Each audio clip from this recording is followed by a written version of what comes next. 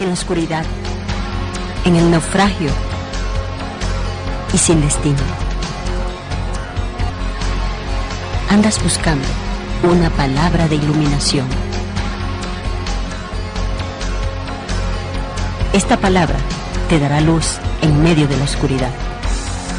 El Ministerio de la Enseñanza y la Evangelización, Jesús Soberano Señor, presentan su programa Palabra de Iluminación con el maestro José Briceño.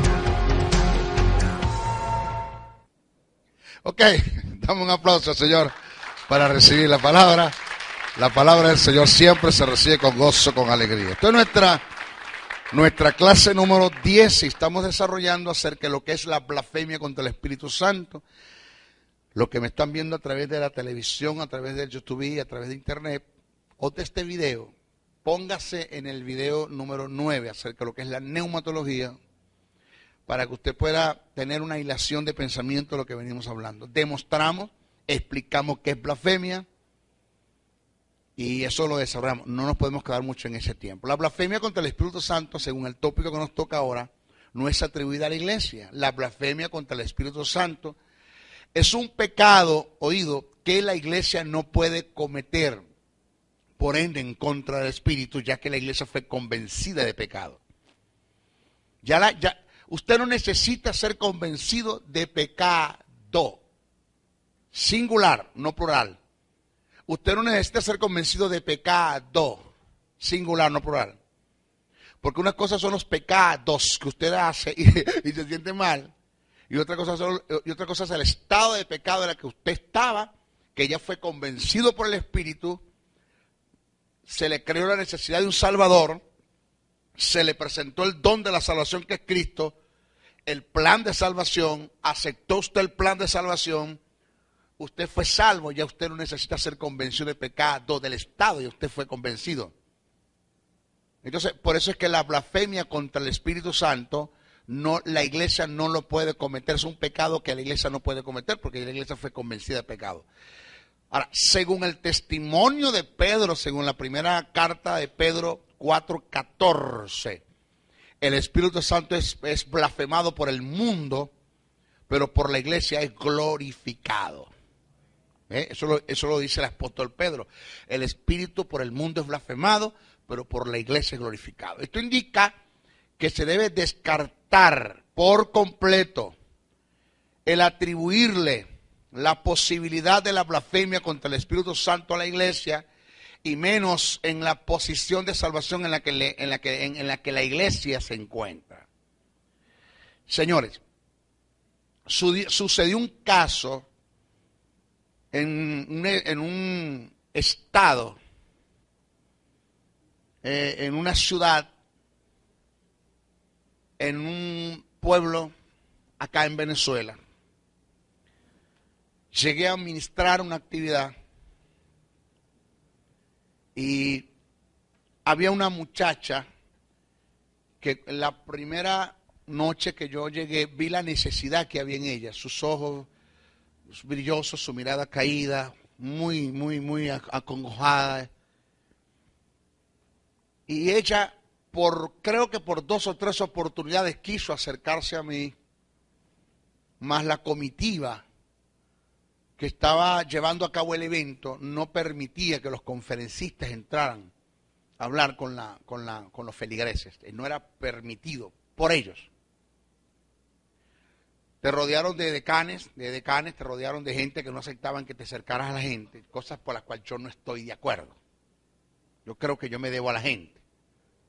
Una verdad paralela para que me agarre, una verdad, yo estaba almorzando con José Rodríguez, con el Puma, y estaba mucha gente pidiendo el autógrafo en el Hotel Lido, el restaurante Lido, vaya la cuña, y estaba la gente pidiendo el autógrafo. Tuve que venir la gente del hotel a sacar a la gente porque dejaron comer al hombre.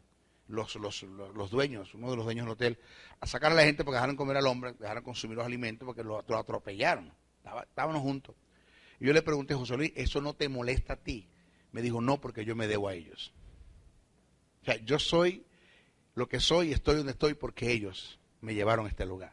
Me dijo Dios, ¿agarraste eso? Sí, Señor. Nunca te debes cansar de la gente que se te va a acercar cuando te pongan en un lugar muy alto, porque tú te debes a ellos. Eso es importante entenderlo.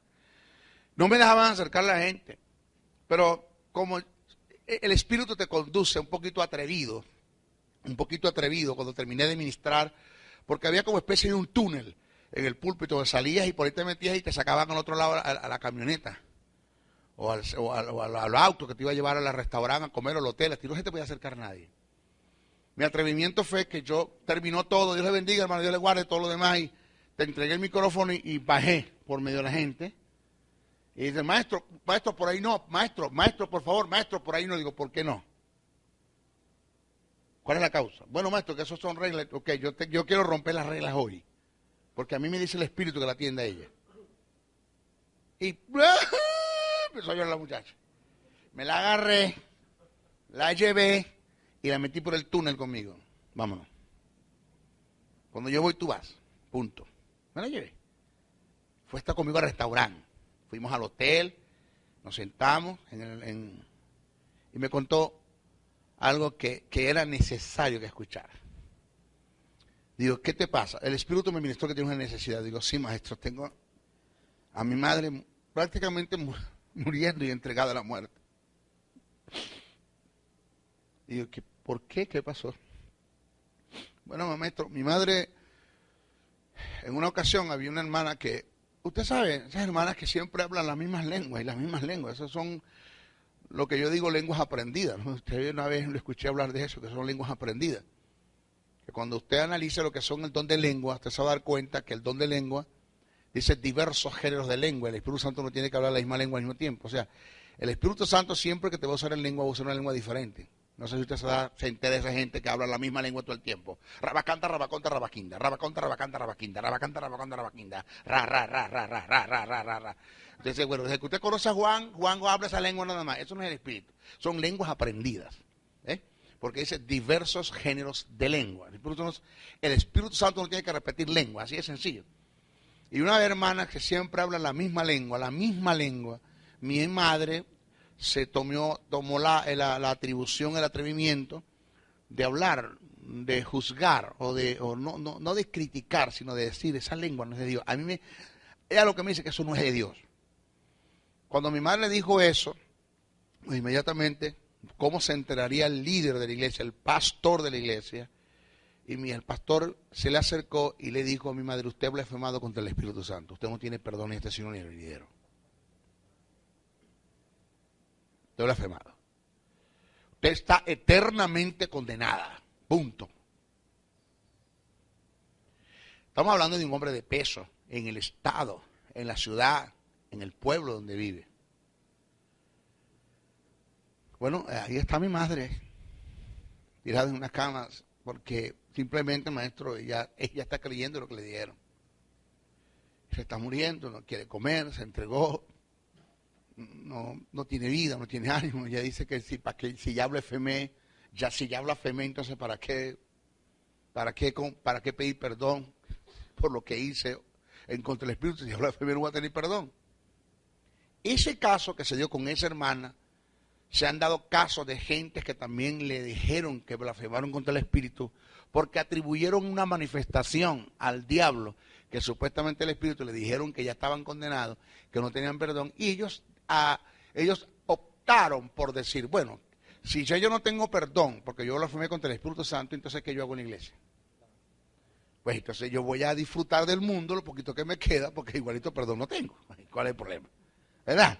Por mucho que yo ruegue, por mucho que yo ore, yo le vigile, Dios dice, no, fregá, blasfemaste, coge para allá. O sea, si esto es así, entonces yo no tengo perdón. Bueno, entonces yo voy a disfrutar, yo voy a tirarme el mundo y disfruto porque no tengo perdón. Eso que le estoy diciendo, usted se ríe, porque en forma jocosa lo digo, pero está sucediendo en nuestras congregaciones. Lo que pasa es que nosotros estamos en el centro de la ciudad, vaya por los pueblos, para que usted se dé cuenta de las locuras que se ven por esos lados y las cosas que se hacen en esos lados, hermano, que son impresionantes. Pero le digo, usted jamás, ningún creyente puede blasfemar contra el Espíritu Santo. Es un pecado que ya la iglesia no puede cometer. ¿Yeah? Posibilidad, el Espíritu Santo está llamado a enseñar. Está llamado a enseñar, exhortar, guiar, conducir, recordar, pero no convencer a la iglesia de pecado. Ya la iglesia fue convencida del estado de pecado en la que se encontraba. ¿Ok?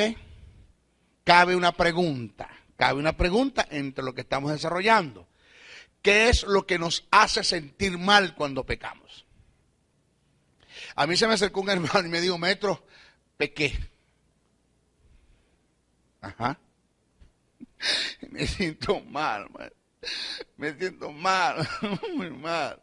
Le digo yo, siéntete bien que te sientes mal. Porque el hecho de que hayas pecado y te sientes mal quiere decir que naciste de nuevo. O quiere decir que naciste de nuevo y no estás en un estado de mente cauterizada. Porque se puede dar el caso que naciste de nuevo y estás en un estado de mente cauterizada. Donde apagaste la voz de la conciencia. ¿Ya? Entonces cuando viene la intervención del Espíritu. Ya vamos a hablar de eso. Pero si tú pecas y te sientes mal, quiere decir que naciste de nuevo. Entonces siéntete bien que te sientes mal. Porque el hecho de que te sientas mal quiere decir que naciste de nuevo. Ahora, escuche, presta atención a esto bien.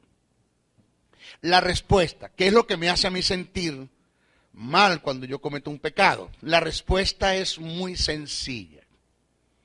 Tu espíritu que ha nacido de nuevo y que no está dispuesto a seguir en las prácticas de pecado, por no ajustarse a la simiente de Dios que está en ti, que es la justicia de Dios. Esto está revelado en Gálatas 5, 16, 22, donde manifiesta un conflicto interior entre el espíritu renacido del hombre y un alma no santificada. Presta atención a esto. ¿Qué dice Gálatas? Y aprovecho de aclarar algo, por favor. Voy a aprovechar de aclarar algo. Gálatas 5, 16 en adelante me presenta el conflicto interior en el creyente. Mas no es lo que me está presentando Romanos 7. ¿Te acuerdas que Romanos 7 cuando dice, porque lo que quiero hacer no lo hago y lo que no quiero hacer eso hago, miserable de mí, quien me libra este cuerpo de pecado, porque consigo una ley en mis miembros que está en contra de la ley de Dios? Este es el conocido Romanos 7 que Pablo escribe. En Romanos 7, Pablo no está hablando del conflicto interior en el creyente. En Romanos 7, Pablo está presentando su experiencia como judío, hijo de hebreos, queriendo agradar a Dios por las obras de la ley y nunca pudo. Porque consiguió una ley que es superior a la ley mosaica, que es la ley del pecado y la muerte, que se activó en el Edén cuando el hombre quebrantó el mandamiento: no comerás del árbol. Esa ley está en mí, es el estado de pecado, que esa ley es superior a la ley que Moisés recibió de Dios para los israelitas, para los hebreos, para los judíos, en cuales yo me encuentro entre ellos porque soy hijo de hebreos, aunque Pablo era un gentil porque nació en Tarso, en Cilicia, pero soy hijo de hebreo. Y yo estoy debido a lo que llaman, yo hice voto de Bar Mitzvah. El voto de Bar Mitzvah es cuando el niño ya a la edad de 13 años era responsable por sus actos. Cuando el padre hacía una oración, le doy gracias a Dios que me ha librado de la responsabilidad de este niño. Y lo soltaba. Por eso Pablo dice Pablo, porque no conociendo la ley, ya no siendo Bar Mitzvah, pues no tenía problemas con ella. Pero viniendo a conocer la ley, viniendo a conocerla significa siendo responsable de su cumplimiento, porque ahora soy Bar Mitzvah, soy hijo de la ley. Entonces, cuando Pablo entra en esa etapa del Bar Mitzvah, ya él es responsable por sus actos y se da cuenta que se consigue con una ley que se le dio para vida y le produce la muerte porque no la puede cumplir. De eso es lo que Pablo está hablando en Romanos 7. Después Pablo salta a Romanos 8 y Romanos 8 dice, pero ninguna condenación hay por los que están en Cristo Jesús. Dice, los que no andan conforme a la carne, sino conforme al Espíritu. Eso está añadido en el texto original. Eso no aparece en el texto original. En el texto original dice así, pero ninguna condenación hay por los que están en Cristo Jesús, porque la ley, y te da la razón el por qué no hay ninguna condenación de una vez, porque la ley de vida de Dios en Cristo Jesús, por el Espíritu, me ha librado de la ley del pecado y de la muerte. O sea, ya yo he sido justificado. Ya fue extirpado, desramificado el estado de pecado que estaba en mí, y en lugar de eso Dios puso su justicia. A causa de la justicia vino la vida, por estar la vida salió la muerte, por eso que nadie me puede condenar. Es lo que Pablo está presentando ahí. En Romanos 8. Romanos 7, la condición de Pablo como judío queriendo agradar a Dios por las obras de la ley. Y Romanos 8 es la condición de Pablo como creyente, no agradando a Dios, sino depositando su fe en el sacrificio de Jesús en la cruz del Calvario, aceptando el plan de salvación y entendiendo que quien agradó a Dios fue Jesús, no fui yo. Y yo soy agradado en Jesús. Yo soy grato en Jesús. Yo soy recibido en Jesús. Yo soy coheredero en Cristo, heredero en Dios. Es lo que Pablo está presentando. Pero aquí en Gálatas sí está hablando del conflicto entre dos reyes. Conflicto interior en el creyente. Dice así. Digo pues, andad en el Espíritu y no satisfagáis los deseos de la carne, porque el deseo de la carne es contra el Espíritu. Ahí está el Espíritu en mayúscula, en mayúscula, ¿verdad?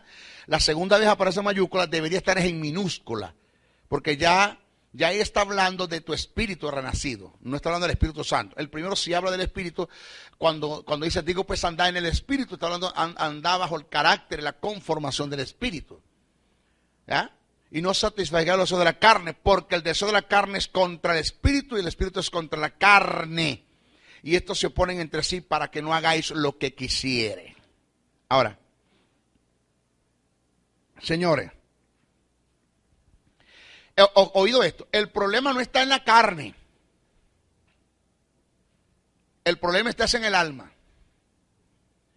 El problema no es la carne, el término carne allí no tiene que ver con la carne en sí, propiamente hablando del cuero, de los músculos, de los huesos, está hablando de eso. Está hablando de lo sensual, lo almático que tú eres en el alma, porque no has sido santificado todavía. Tu mente no ha sido renovada, tus pensamientos no han sido renovados, tu voluntad no ha sido quebrantada, tus emociones no han sido canalizadas. ¿Okay? Entonces, cuando eso se da, hay un conflicto entre lo que es el espíritu renacido, porque la justicia de Dios está en ti y en ti está la vida. Cada vez que tú cometas un pecado te vas a sentir mal, porque es tu espíritu que le va a decir al alma que no está de acuerdo con lo que estás haciendo. El cuerpo es el transporte de práctica, es el elemento de ejecución de práctica con lo que tú accionas, ejecutas lo que en el alma decidiste hacer, de lo que en el cuerpo está. No, de lo que en el espíritu está. No, de lo que el espíritu nunca estará de acuerdo que hagas. Nunca. Por eso siempre te vas a sentir mal, porque tu espíritu va a rechazar eso. Porque naciste de nuevo, no vas a seguir con esas cosas. Ahora, David, óigase la gran ventaja de lo que es conocer a Dios. David, sin haber nacido de nuevo, David no a diferencia de nosotros, David no había nacido de nuevo, y con todo y que David no había nacido de nuevo, David con un espíritu muerto, con su espíritu muerto, por la experiencia que tuvo, por el amor, por el aprendizaje que tuvo a causa del mundo o de la vida, que es una universidad, que se convierte en una universidad para enseñarte, cuando uno atiendes a la palabra, el espíritu, cuando uno atiendes a la palabra, los dones ministeriales y los dones espirituales, las circunstancias te van a enseñar. Y por la experiencia que tuvo con Betsabé, muy negativa, David, aún con un espíritu muerto, le ministra al alma. Óigase, David, aún con un espíritu muerto, le ministra al alma. Es cuando usted conoce aquel texto que dice, bendice alma mía a Jehová y no olvides ninguno de sus beneficios. Bendice alma mía a Jehová. Y empieza David a ministrarle al alma. ¿Con qué le está ministrando, Dianora? Con un espíritu muerto, pero con una conciencia clara. Señores, de que no vale la pena seguir pecando en contra de Dios. Porque lo que yo hice me trajo fue destrucción, desastre, esto no vale la pena. Vamos a seguir cayendo en el mismo hoyo, vamos a seguir tropezando en la misma piedra con el mismo pie, no vale la pena. Entonces David le ministra al alma. Entonces, ¿qué es esto? Que cuando usted comete un pecado, su espíritu le va a empezar a ministrar al alma.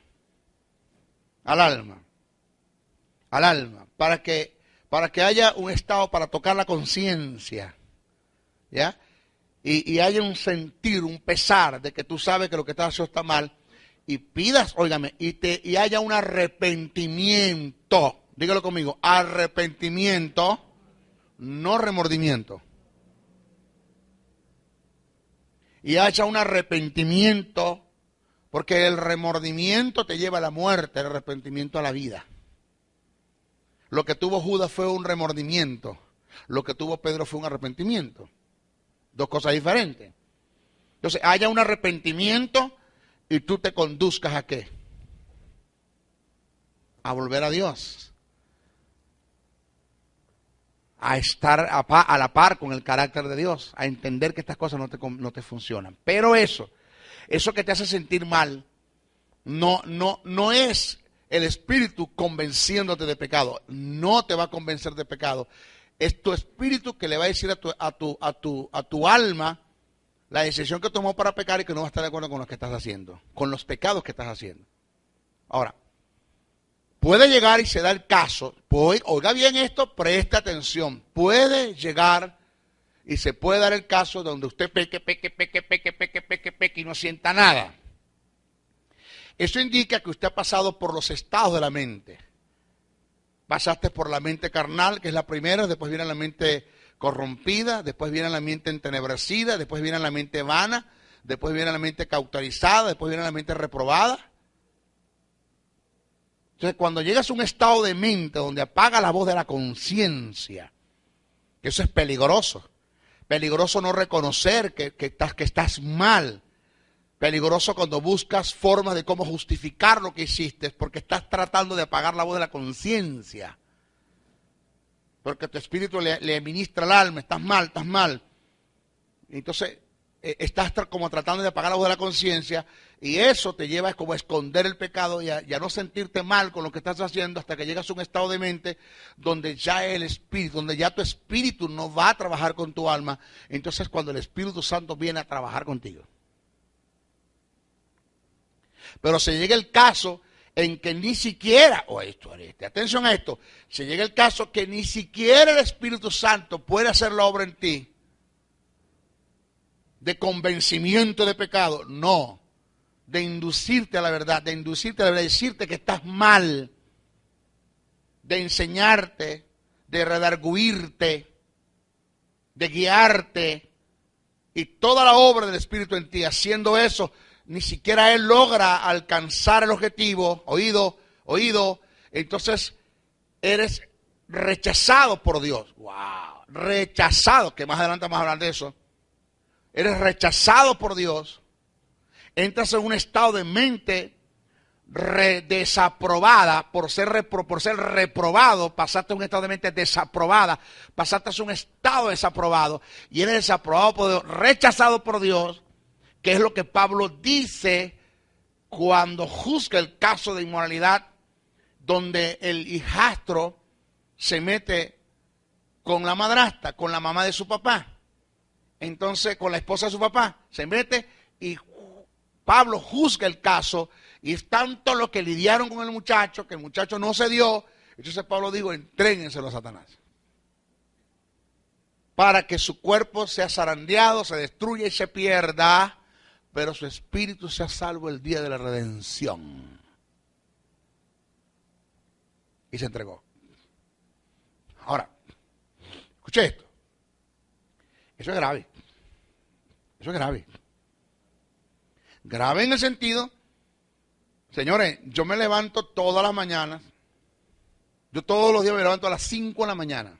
Siempre a las 5 de la mañana estoy levantado. Orino y me vuelvo a acostar.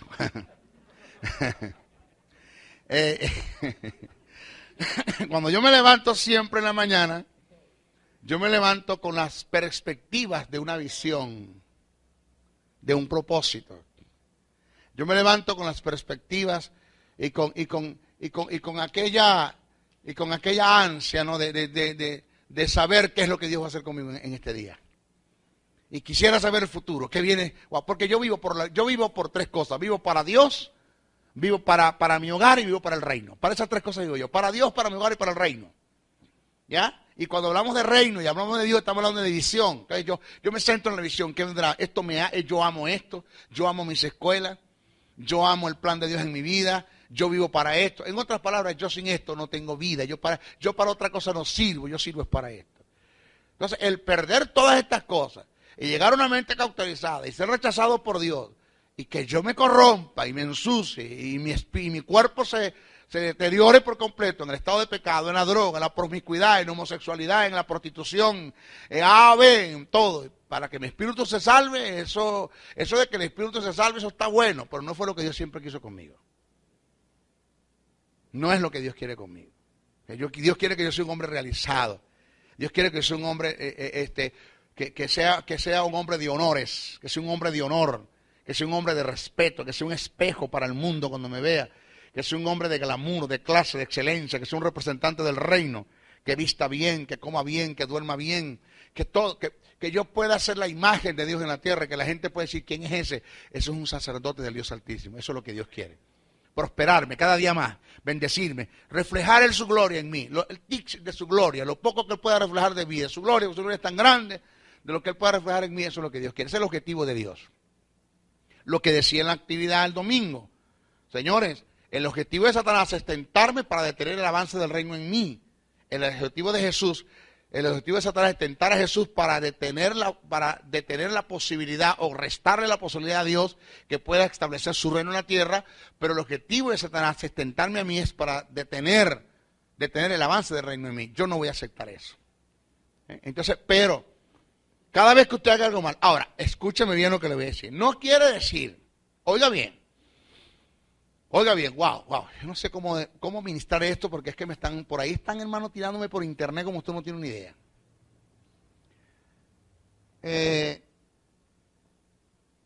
El Espíritu Santo viene a convencer, no a condenar al mundo.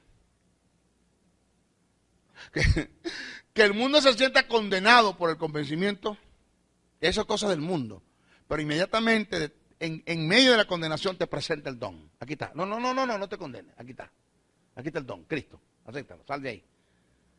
Si esto lo hace el Espíritu Santo con el mundo, ¿cuánto más con la iglesia? El Espíritu Santo no viene a condenar a la iglesia. En otras palabras, si usted comete un pecado y se siente mal, siéntase bien que se siente mal, pero no se sienta mal toda la vida. No lo tome light, como decir, pequé, me siento mal, perdón, ya no me siento mal. No estamos hablando de eso.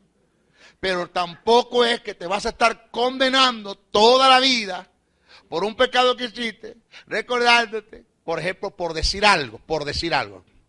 No es fácil perdonar una infidelidad. Eso no es fácil.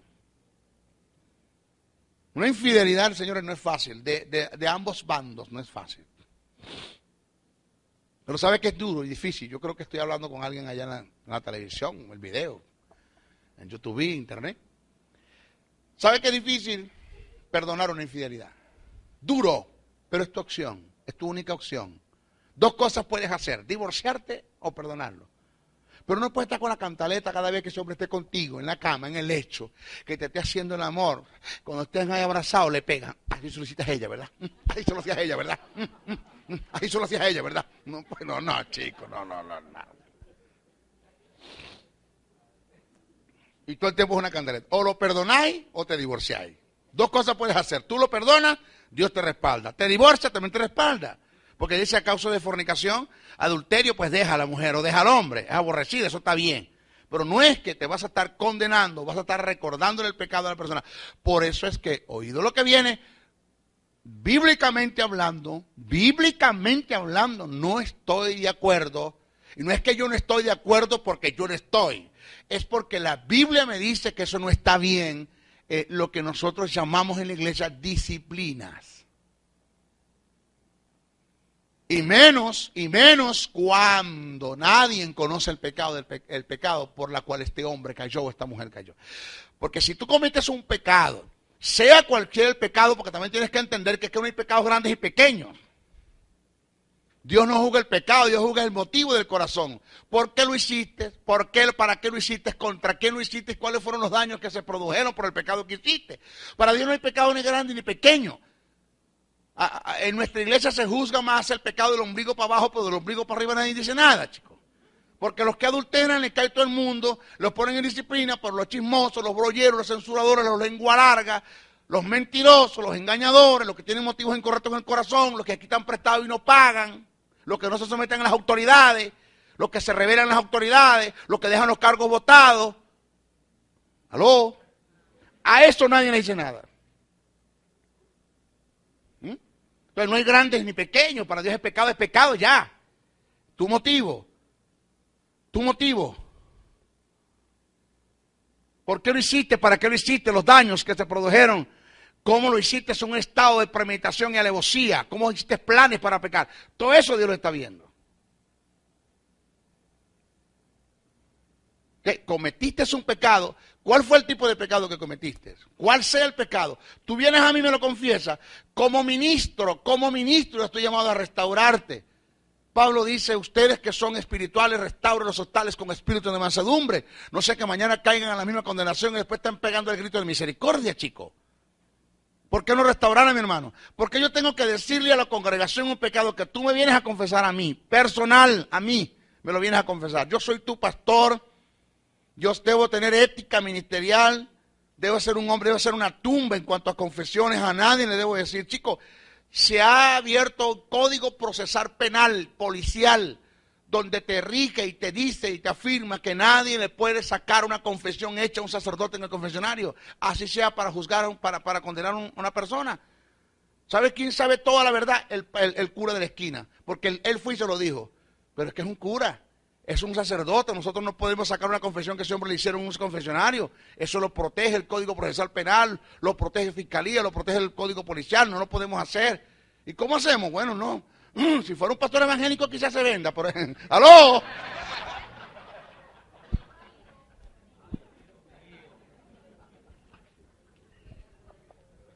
Ay, no me pasé. Estoy que de... Claro. Yo entiendo que no son todos. Yo entiendo que tenemos pastores, ministros, maestros, evangelistas, pastores, evangelistas, profetas, que tienen ética ministerial. Eso yo lo entiendo perfectamente. Pero tenemos una partida de gente en la iglesia pastoreando, otros que ni siquiera pastores son, que lo que están es fingiendo un cargo, que Dios no los llama a ser pastores. Y no les puede decir algo porque todo el mundo lo sabe. Porque en vez de ser ministros de gracia, son unos desgraciados como ministros. Desgracian a la gente, condenan a la gente. Eso no es lo que enseña la Biblia. Eso no se llama cobertura. Cobertura se llama el que yo pueda guardar tus espaldas, no alcahuetear tu pecado. Guardar tus espaldas, no alcahuetear tu pecado. Si tú cometes un pecado y vienes a mí, yo te voy a confrontar, que fue lo que hizo el profeta con David. Que David lo escribió, ese problema de David. Pero fue el profeta en lo privado que le llegó a David. Y David lo escribió, ese es problema tuyo. Yo no dije nada, David. Vos lo escribiste, no está bien, pero ese es mi problema que lo escribí. Pero de la boca del profeta no salió. Lo confrontó en privado. Samuel confronta a Saúl en privado. Yo voy a corregirte porque lo hiciste con quien lo hiciste. ¿Dónde fue eso? Porque si usted viene a mí y me dice, maestro, vengo a hablar con usted. Dime, me siento mal. ¿Qué pasó? Cometí un pecado. Yo quiero que te ore por mí. Cometí un pecado. ¿Y cuál pecado fue? No, Dios lo sabe. Entonces, si Dios lo sabe, ve a Dios. Habla con Dios. Porque yo, para restaurarte el pecado que cometiste, quiero saber qué hiciste. Hasta dónde está el nivel de condenación que tú tienes, porque yo voy a ver, de acuerdo al pecado que tú me confiesas y el estado en el que tú estás, yo voy a ver hasta dónde tú sabes lo que es justicia. Yo voy a ver hasta dónde, quién es el que está haciendo el trabajo, si lo está haciendo es tu espíritu que le está diciendo a tu alma que no está de acuerdo con lo que estás haciendo, o es el diablo que te está condenando. Vamos a ver. Entonces tienes que confesarme. ¿Qué pasó? Dime. Pues, ¿cómo trabajo contigo así? No puedo. No puedo porque es capaz que después que yo ore por ti, te sigas condenado y igual te pegas un mecate y te consigan guindado. Porque no hicimos el trabajo bien hecho. Porque se da la posibilidad que lo que estés pasando no sea tu espíritu el que esté hablando con tu alma, sino que sea el diablo el que esté hablando con tu espíritu. Y te sientes condenado. ¿Por qué? Porque han orado por ti. Te han ungido como manteca de cochino. Ya hasta que buscaron hasta un pulpo cristiano y te puso todos los tentáculos y nada. Entonces, ahí tienes problemas de condenación. Entonces, ni es el Espíritu Santo, ni es tu espíritu, es el diablo que está trabajando. Entonces, ponemos al hombre en disciplina. Todo el mundo conoce el pecado. Todo el mundo lo sabe. ¿Por qué? Porque yo veo que Pedrito Pérez es un hombre activo en la iglesia. Ese hombre hace de todo. Toca piano, toca... Ese es un hombre de todo. Un utilista, ese de todo. Es un utilista, de todo hace. De pronto tú lo ves sentado, algo tiene que estar pasando. Entonces los evangélicos empiezan a investigar. Porque soy mejor que el 6 CPC para investigar. Muchachos, empiezan a investigar. ¿Qué pasó con el hermano? Y te dan con el caso. Te dan con el caso. ¿Aló? Entonces no es posible, las cosas no trabajan así. Ese no es el Espíritu Santo. El Espíritu Santo siempre viene a decirte, cuando digo no importa, oído lo que me están escuchando por la televisión, que no vayan a jugarme mal. Cuando digo no importa, no es que Dios no le importa, no es que te esté dando licencia para que vayas y los hagas. Lo que te estoy diciendo es, en cuanto a escala de valores, en cuanto a perdón y en cuanto a pecado se refiere, no importa el pecado en el que tú hayas caído, o no hay pecado, voy a decirlo así mejor, no hay pecado en el que tú hayas caído, que sea tan bajo, que sea tan alto, que pueda hacer algo en contra o a favor del amor de Dios.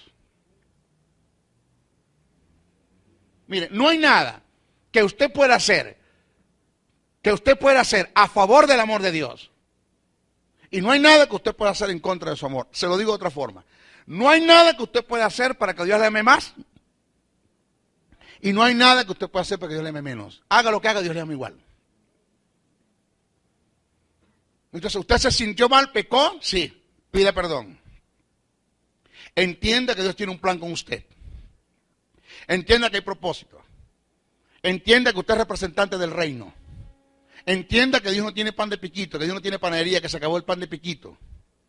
Entienda que Dios lo sacó usted de un reino para otro, que no tiene sentido que continúe en ese reino, en el reino de las tinieblas. Lo trasladó a la luz. Entienda que usted está en primora del Espíritu Santo. Entienda que usted está sentado a la diestra del Padre juntamente con Cristo Jesús. Entiende que su salvación tuvo un precio que costó sangre, clavo, heridas, maltratos, espinas. Hay que entender. Entiende que usted fue llamado a honrar a Dios. Entiende que usted tiene que ser agradecido con Dios. Todas esas cosas. Usted pide perdón y eso lo llevan a no fallar, a no pecar más. No quiero hacerlo más, voy a confrontar esto, voy a resistir este pecado y usted sigue avanzando. Pero ya. No es que pediste perdón y después, pero que me siento mal, yo me sigo sintiendo mal. No es así. Ya. Ahora, si tienes que buscar ayuda, búscala.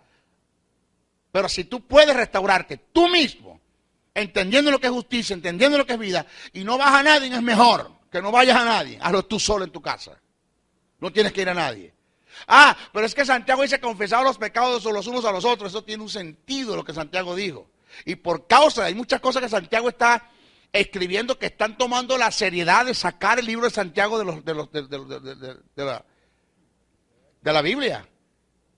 Ya están pensando en la posibilidad de sacar el libro de Santiago de la Biblia y llevarlo a hacer un libro apócrifo. Y no tomarlo en cuenta como libro inspirado. ¿Por qué? Porque hay muchas cosas que Santiago dice que están en contra de la verdad de Dios, del carácter de Dios. Y ahí es donde se agarra la iglesia católica para decir que sí tenemos que confesar pecados, porque dice confesar los pecados los unos a los otros. Y hasta ahora no se sabe por qué Santiago dijo eso. No se tiene sentido por qué Santiago dijo eso. ¿Aló? Bueno, fíjese esto. El apóstol Juan nos muestra algo similar. Todo aquel que es nacido de Dios no practica el pecado. Cuando la palabra dice no practica, no está hablando de que no lo hace en un momento determinado. Para practicar es hacer de esto un estilo de vida. Para meditar, entrar en el terreno de la alevosía.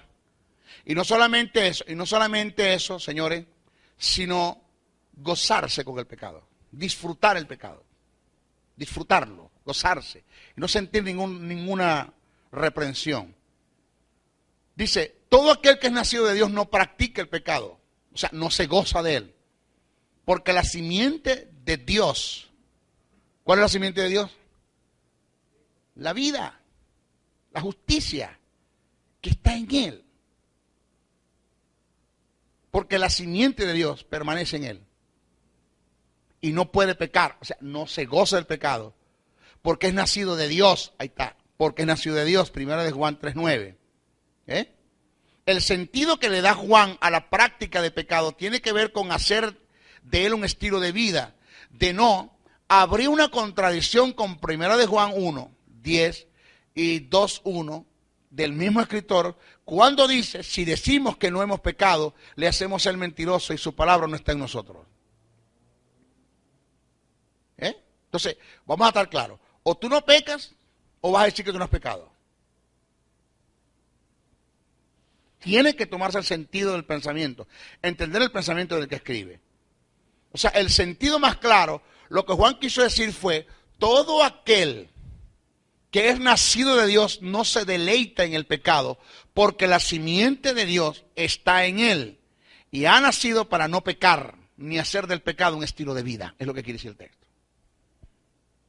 ¿Usted pecó? Sí. ¿Se siente mal? Siéntese bien que se siente mal. Pero tiene que tener cuidado con las prácticas del pecado, con la reincidencia del pecado, porque lo va a llevar a un estado peligroso. Tiene que tener cuidado con eso.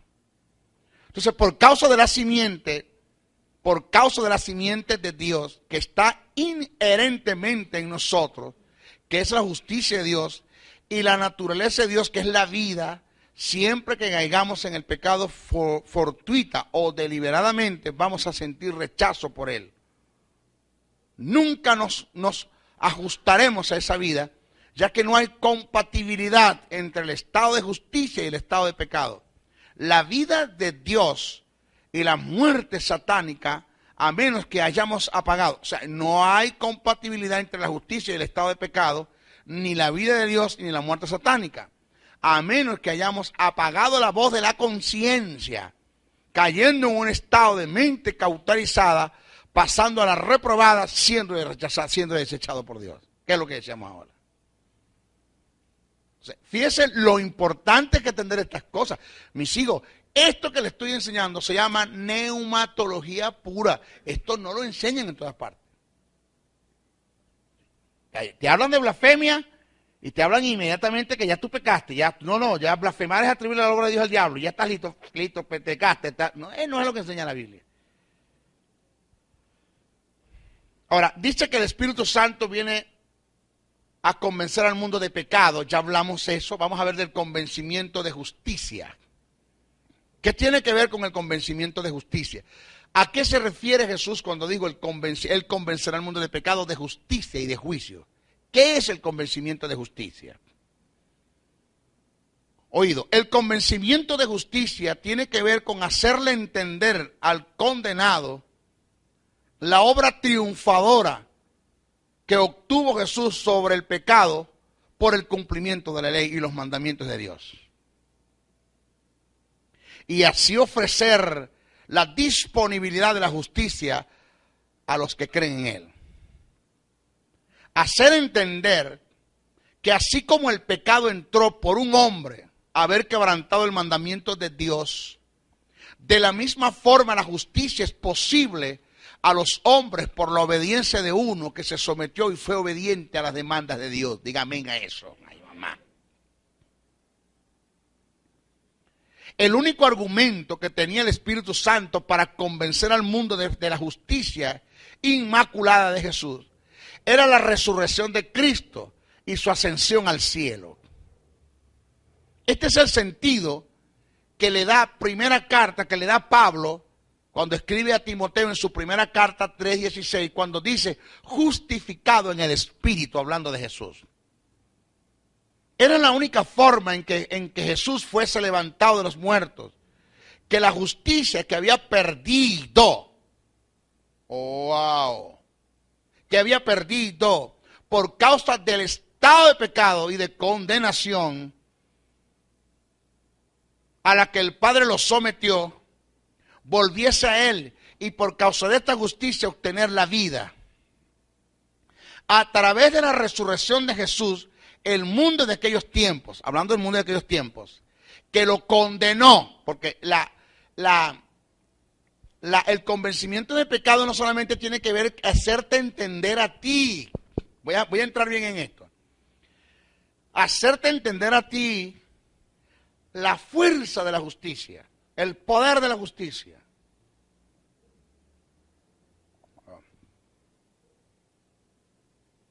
¿Cómo explico esto?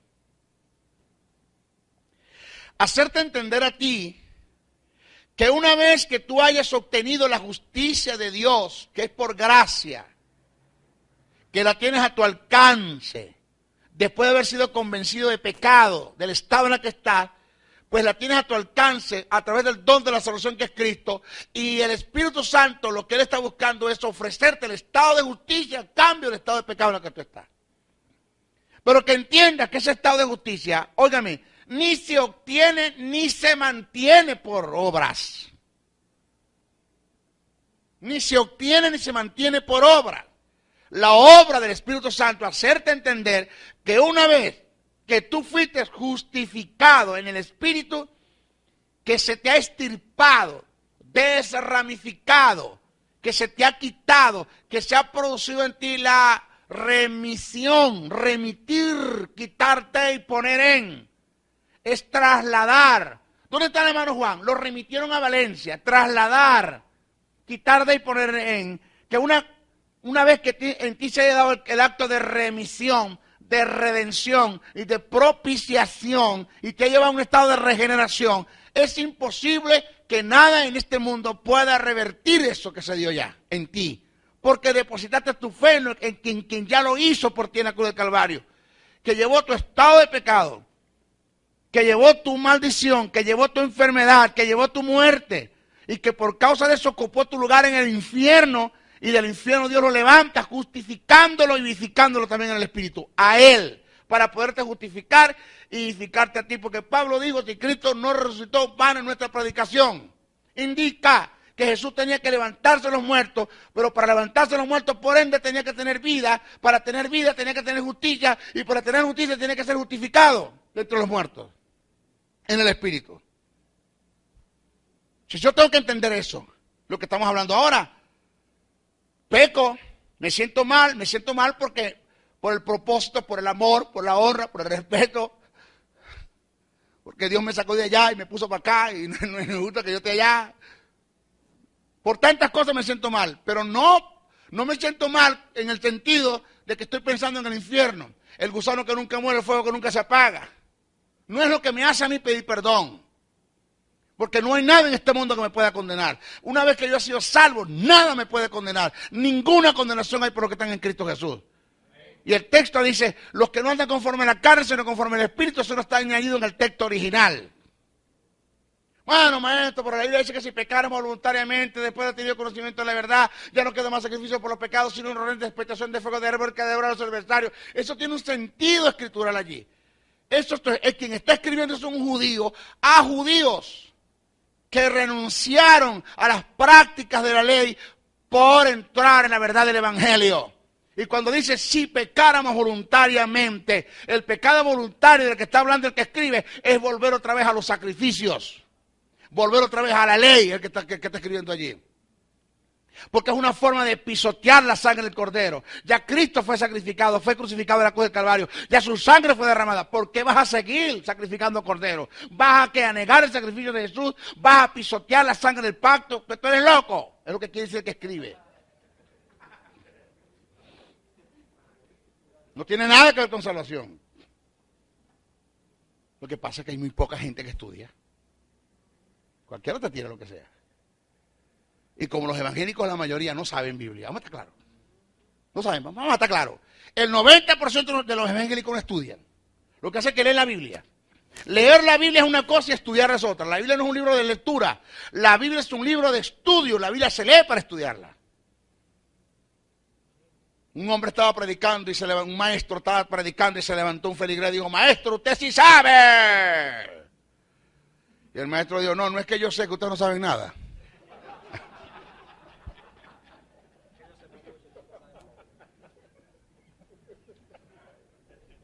Aló, no es así.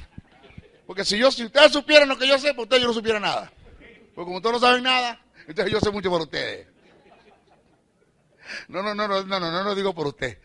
Por allá soy por allá por los esquimales, por allá por aquellos lados. Aquí no pasa eso. Yo sé que ustedes saben mucho, gloria a Dios. Entonces, esa es la obra. La obra del Espíritu es porque no hace nada, mi linda. Vamos a estar claros, mamá. Mamita, el Espíritu Santo no hace nada con convencerte del estado de pecado en la que estás, presentarte el don de la salvación, aceptar a Cristo para que después te sientas condenado todo el tiempo. No tiene sentido. No tiene sentido. ¿Dónde está la fuerza de la justicia? Él te lo quiere hacer entender. ¿Sabes qué? Todo tu estado de pecado cayó sobre Jesús. Todos tus pecados, adulterio, fornicación, inmundicia, lascivia, idolatría. No. Tu estado de pecado, no estoy hablando de tus pecados, tu estado de pecado cayó sobre Jesús. Punto. Y ese estado de pecado lo condenó a él. Punto. Y ese estado de pecado le produjo la muerte a él. Punto. Si Jesús no muere espiritualmente, no puede morir físicamente. Lo que produce la muerte física en un ser humano es la muerte espiritual. Si la muerte espiritual no entra la muerte física. Lo que produjo la muerte física en Adán fue la muerte espiritual. Para que Jesús muriera físicamente, tenía que morir espiritualmente primero. No estoy diciendo que el espíritu de Jesús murió. No existe muerte, no hay aniquilación de espíritu. Ningún espíritu puede morir. Muerte espiritual es la palabra tanato, que diga separación.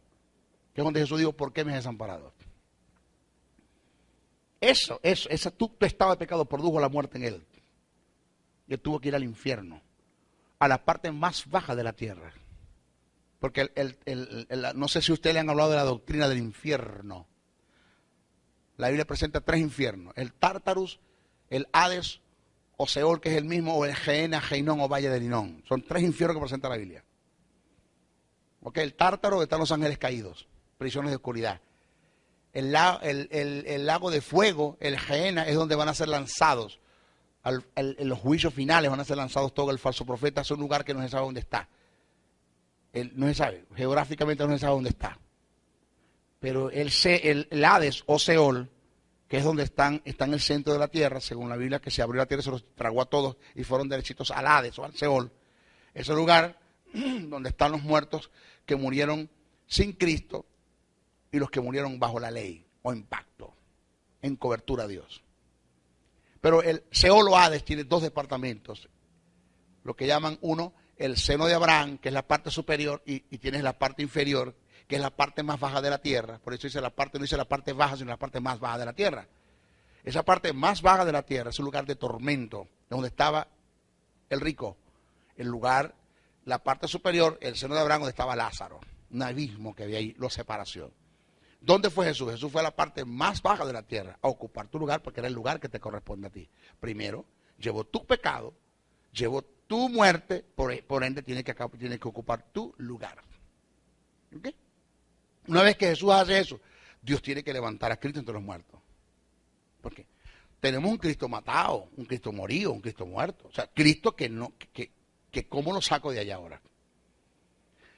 Si Dios no levanta a Jesús entre los muertos, esto no tiene vida, Henry.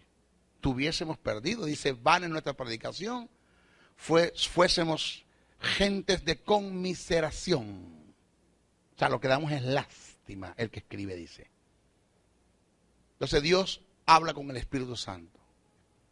Porque es lo que dice la Biblia, que por el Espíritu fue levantado.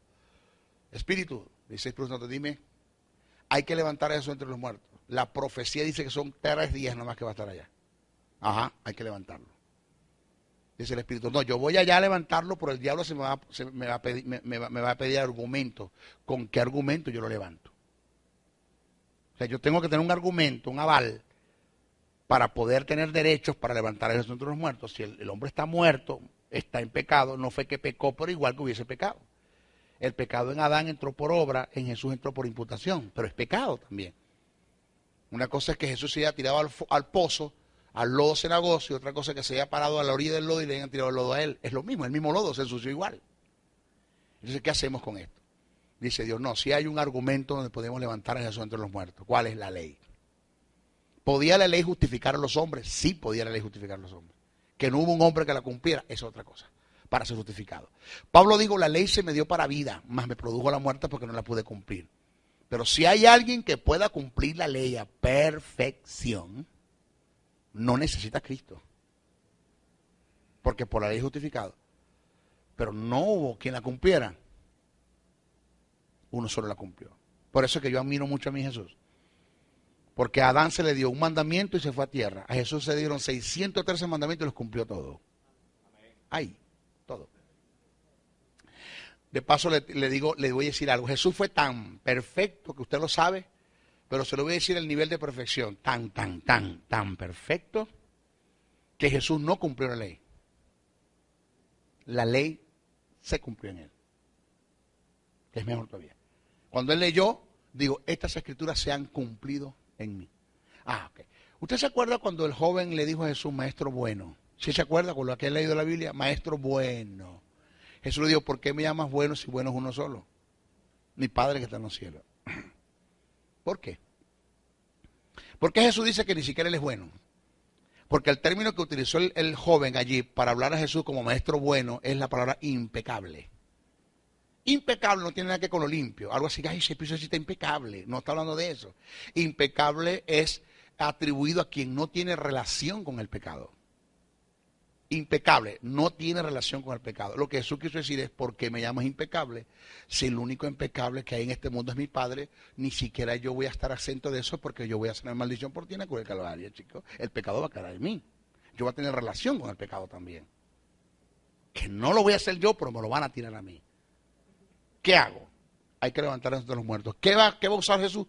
¿Qué va a usar Dios? La ley. Porque aquel que cumplió la ley fue justificado por ella. ¿Quién fue? Jesucristo. Cuando el infierno tiembla, un demonio corre al diablo y dice, mira, el infierno está temblando. ¿Qué pasó? Se está levantando Jesús de Nazaret entre los muertos. El diablo corre a Dios y le dice, ¿por qué me está levantando Jesús entre los muertos? El que entra al infierno no sale. Y el que entra al cielo no sale. ¿Por qué me está levantando aquí dentro de los muertos? Dios le dice, ¿sabías que Jesús tiene un libro donde están anotadas todas sus obras, según Apocalipsis, porque él fue un ser humano, y que los seres humanos serán juzgados por sus obras que están escritas en los libros? ¿Sabías que él no escapa de eso? Que él no será juzgado, pero también tiene un libro de su récord mientras estuvo en la tierra. Sí, ya te lo voy a traer. Gabriel, tráeme el libro. Gabriel trae el libro, se lo da a Dios, y Dios se lo da al diablo. Búscame un pecado que él haya hecho, que esté escrito aquí, y te lo dejo en el infierno. Y el diablo empezó a buscar por todas las páginas, y en la última de la página consiguió un letrero que dice, y no halló pecado en él. Vas a tener que entregármelo.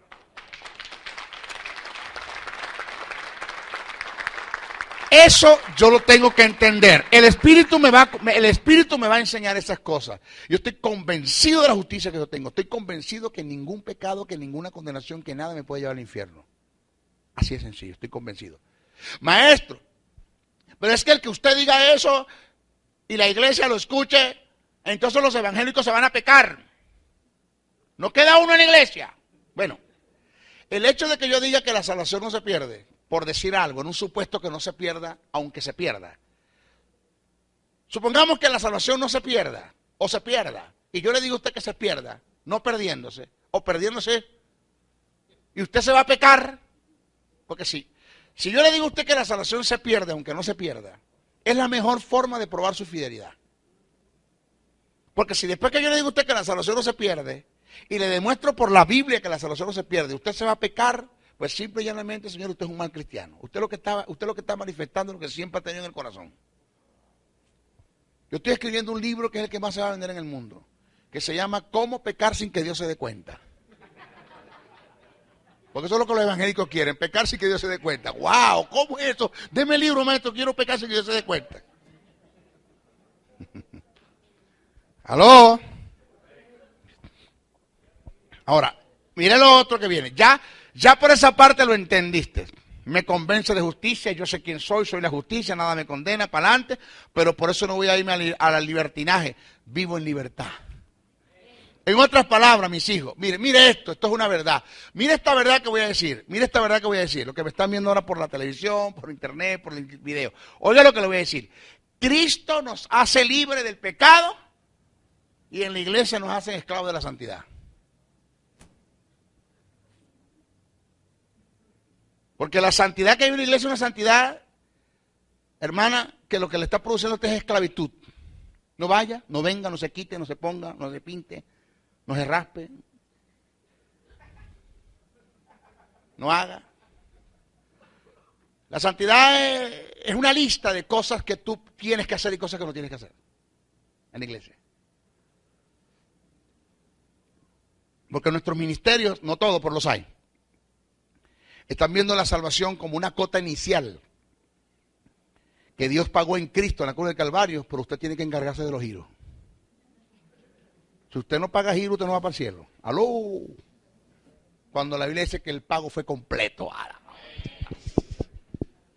¿A qué me huele eso? A libertad. Bueno, si esto es así, voy a pecar, entrate en libertinaje, vas a tener problemas.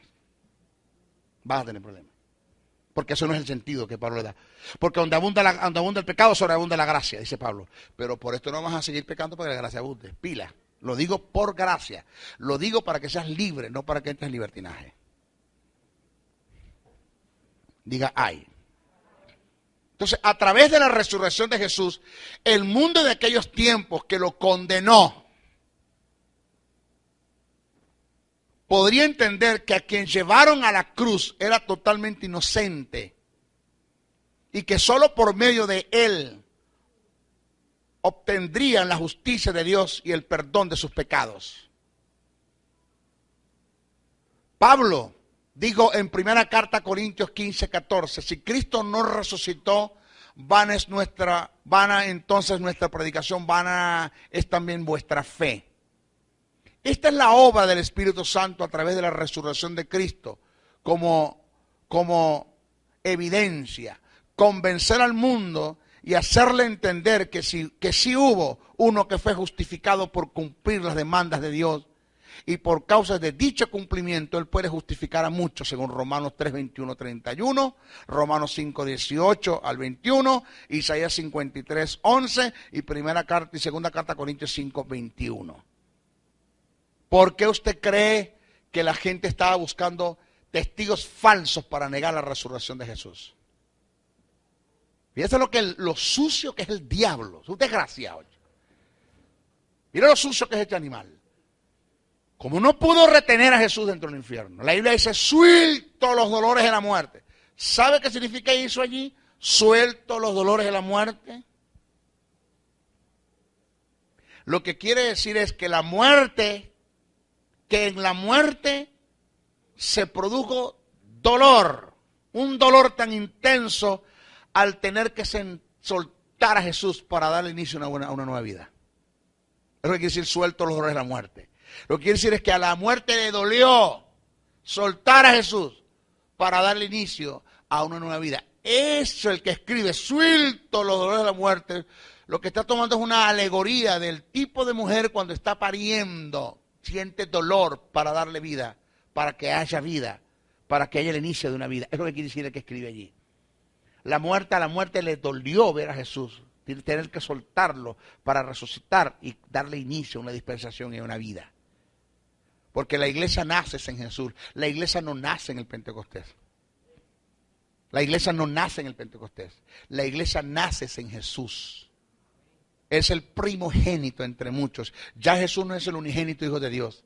Es el primogénito entre muchos. Es el primero que resucitó entre muchos hermanos. Lo primero que sale por el conducto vaginal, normalmente hablando, un parto normal, lo primero que sale es la cabeza y después viene el cuerpo. Lo primero que se levanta entre los muertos es la cabeza y después estamos nosotros que somos el cuerpo. Alabado sea el nombre del Señor. Eso es lo que enseña la Biblia. Entonces, ¿qué pasa? Que como no lo pudo detener en el infierno, entonces usó, en lo que es más duro del caso, es que a quien el diablo está usando es al mismo pueblo de Dios, a los mismos sacerdotes de Dios, al Sanedrín, señores. La máxima representación de la autoridad de Dios en estos tiempos que era el Sanedrín, es a lo que el diablo estaba usando para negar la resurrección de Jesús. ¡Qué barbaridad!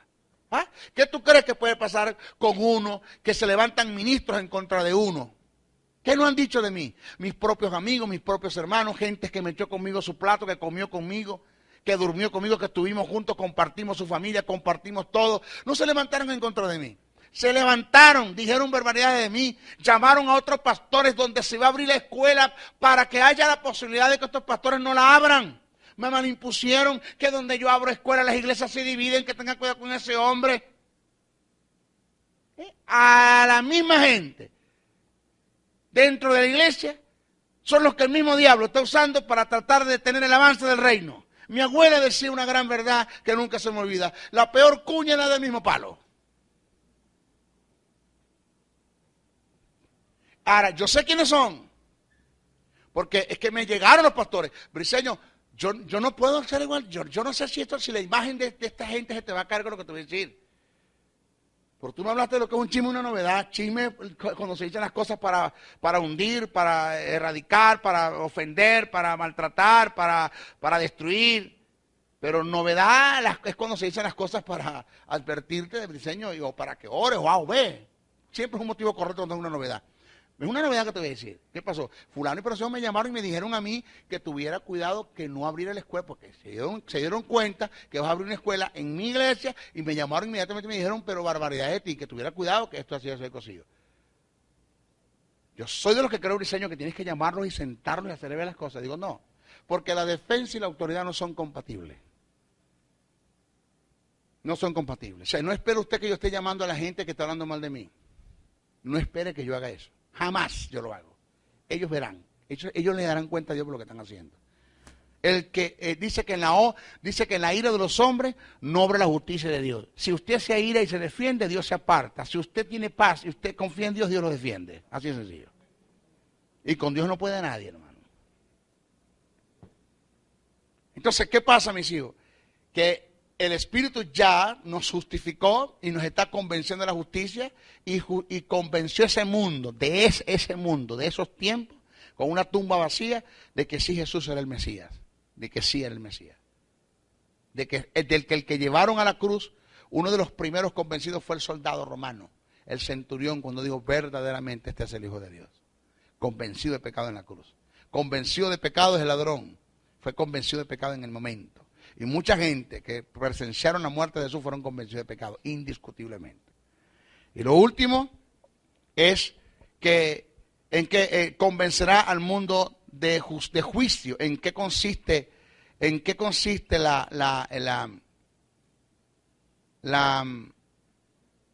convencimiento de juicio? En nuestra próxima clase lo vamos a dar porque no tenemos tiempo para ahora. Bueno, ok. Bendiciones. Bendiciones. Entonces, bueno, desde que usted conoce a Juan habla esa lengua nada más. Eso no es el espíritu, son lenguas aprendidas. Porque dice diversos géneros de lengua. El Espíritu Santo no tiene que repetir lengua, así de sencillo. Y una hermana que siempre habla la misma lengua, mi madre se tomó la atribución, el atrevimiento de hablar, de juzgar, no de criticar, sino de decir, esa lengua no es de Dios. Ella lo que me dice que eso no es de Dios. Cuando mi madre le dijo eso, pues inmediatamente, ¿cómo se enteraría el líder de la iglesia, el pastor de la iglesia? Y el pastor se le acercó y le dijo a mi madre, usted ha blasfemado contra el Espíritu Santo, usted no tiene perdón en este signo ni en el venidero. Usted ha blasfemado. Usted está eternamente condenada. Punto. Estamos hablando de un hombre de peso en el estado, en la ciudad, en el pueblo donde vive. Bueno, ahí está mi madre, tirada en una cama, porque simplemente, maestro, ella está creyendo lo que le dijeron. Se está muriendo, no quiere comer, se entregó, no tiene vida, no tiene ánimo. Ella dice que si ya blasfemé, si ya blasfemé, entonces ¿para qué pedir perdón por lo que hice en contra del Espíritu? Si ya blasfemé, no voy a tener perdón. Ese caso que se dio con esa hermana, se han dado casos de gente que también le dijeron que blasfemaron contra el Espíritu porque atribuyeron una manifestación al diablo que supuestamente... Porque una cosa son los pecados que usted hace y se siente mal, y otra cosa es el estado de pecado en el que usted estaba, que ya fue convencido por el Espíritu, se le creó la necesidad de un Salvador, se le presentó el don de la salvación que es Cristo, el plan de salvación, aceptó usted el plan de salvación, usted fue salvo, ya usted no necesita ser convencido de pecado del estado, y usted fue convencido. Entonces, por eso es que la blasfemia contra el Espíritu Santo, la iglesia no lo puede cometer, es un pecado que la iglesia no puede cometer, porque la iglesia fue convencida de pecado. Ahora, según el testimonio de Pedro, según la primera carta de Pedro 4:14, el Espíritu Santo es blasfemado por el mundo, pero por la iglesia es glorificado.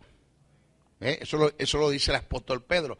El Espíritu por el mundo es blasfemado, pero por la iglesia es glorificado. Esto indica que se debe descartar por completo el atribuirle la posibilidad de la blasfemia contra el Espíritu Santo a la iglesia, y menos en la posición de salvación en la que la iglesia se encuentra. Señores, sucedió un caso en un estado, en una ciudad, en un pueblo acá en Venezuela. Llegué a ministrar una actividad y había una muchacha que la primera noche que yo llegué vi la necesidad que había en ella, sus ojos brillosos, su mirada caída, muy acongojada. Y ella, creo que por 2 o 3 oportunidades quiso acercarse a mí, más la comitiva que estaba llevando a cabo el evento no permitía que los conferencistas entraran a hablar con los feligreses. No era permitido por ellos. Te rodearon de decanes, te rodearon de gente que no aceptaban que te acercaras a la gente, cosas por las cuales yo no estoy de acuerdo. Yo creo que yo me debo a la gente. Una verdad paralela para que me agarre. Una verdad, yo estaba almorzando con José Rodríguez, con el Puma, y estaba mucha gente pidiendo el autógrafo en el Hotel Lido, el restaurante Lido, vaya la cuña, y estaba la gente pidiendo el autógrafo. Tuve que venir la gente del hotel a sacar a la gente porque dejaron comer al hombre. Los dueños, uno de los dueños del hotel, a sacar a la gente porque dejaron comer al hombre, dejaron consumir los alimentos porque lo atropellaron. Estábamos juntos. Y yo le pregunté, José Luis, ¿eso no te molesta a ti? Me dijo, no, porque yo me debo a ellos. O sea, yo soy lo que soy y estoy donde estoy porque ellos me llevaron a este lugar. Me dijo Dios, ¿agarraste eso? Sí, Señor. Nunca te debes cansar de la gente que se te va a acercar cuando te pongan en un lugar muy alto, porque tú te debes a ellos. Y eso es importante entenderlo. No me dejaban acercar a la gente, pero como el Espíritu te conduce un poquito atrevido cuando terminé de ministrar, porque había como especie de un túnel en el púlpito, salías y por ahí te metías y te sacaban al otro lado a la camioneta. O al auto que te iba a llevar al restaurante, a comer, o al hotel. No se te podía acercar a nadie. Mi atrevimiento fue que yo terminó todo, Dios le bendiga, hermano, Dios le guarde todo lo demás, y te entregué el micrófono y bajé por medio de la gente.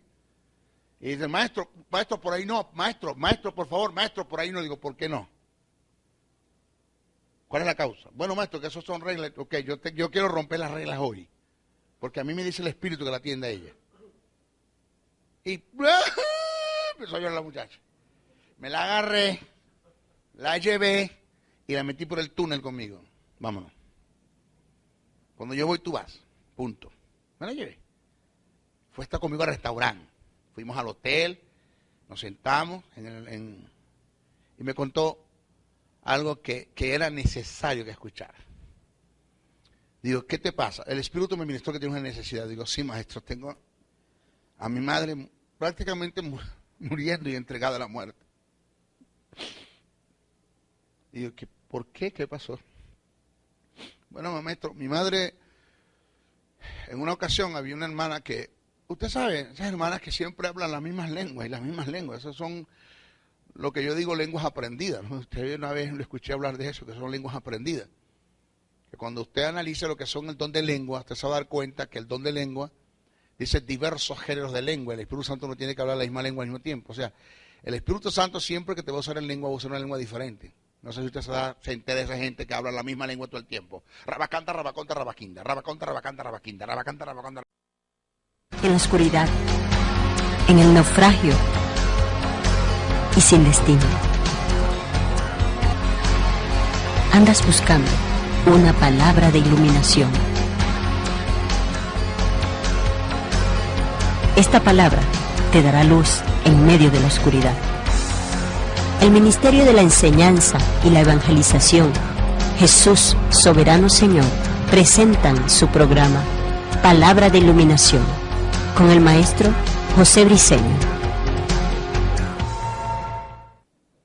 Ok, damos un aplauso al Señor para recibir la palabra. La palabra del Señor siempre se recibe con gozo, con alegría. Esto es nuestra clase número 10 y estamos desarrollando acerca de lo que es la blasfemia contra el Espíritu Santo. Lo que me están viendo a través de la televisión, a través de YouTube, a través de internet, o de este video, póngase en el video número 9 acerca de lo que es la neumatología, para que usted pueda tener una hilación de pensamiento de lo que venimos hablando. Demostramos, explicamos qué es blasfemia, y eso lo desarrollamos. No nos podemos quedar mucho en ese tiempo. La blasfemia contra el Espíritu Santo, según el tópico que nos toca ahora, no es atribuida a la iglesia. La blasfemia contra el Espíritu Santo es un pecado, oído, que la iglesia no puede cometer, por ende, en contra del Espíritu, ya que la iglesia fue convencida de pecado. Usted no necesita ser convencido de pecado. Singular, no plural. Usted no necesita ser convencido de pecado. Singular, no plural.